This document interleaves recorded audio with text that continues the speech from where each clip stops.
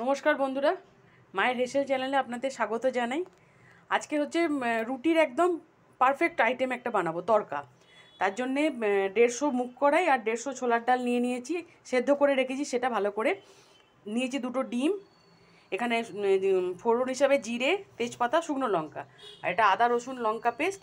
আর মশলা হচ্ছে কাশ্মীরি লাল লঙ্কা, গোলমরিচ গুঁড়ো আর তড়কা মশলার প্যাকেট, তার সঙ্গে নুন হলুদ পরিমাণ মতো। চলো তাহলে শুরু করা যাক রান্নাটা, দেখতে থাকো তোমরা। কড়াই তেল গরম হয়ে গেছে, এবার ফোড়নগুলো আগে দিয়ে দিচ্ছি। একটা মাঝারি সাইজের পেঁয়াজ কেটে রেখেছি, হালকা নাড়াচাড়া করে আদা রসুন পেস্টটা দিয়ে দেবো।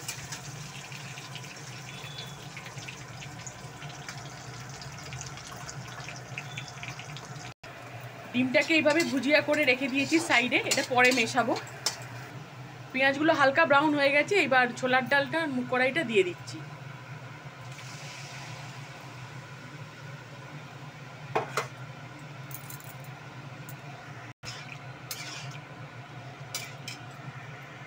এবার তড়কা মশলাটা পুরোটা দিয়ে দিলাম ওর মধ্যে।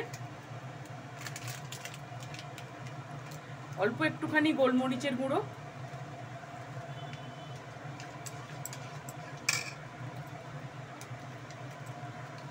একটুখানি কাশ্মীরি লাল লঙ্কার গুঁড়ো,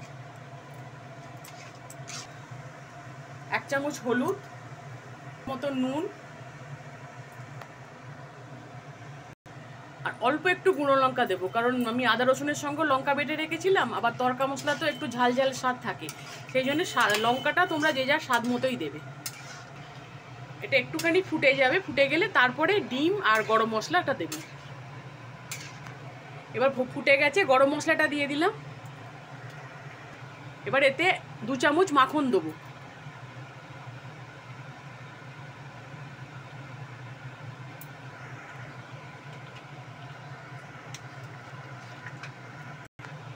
মাখনটা এর সাথে দিলে খুব ভালো টেস্ট হয়।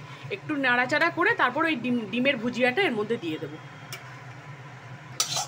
এবার ডিমের ভুজিয়াগুলো দিয়ে দিচ্ছি, দিয়ে একটু নাড়াচাড়া করেই নামিয়ে নেব।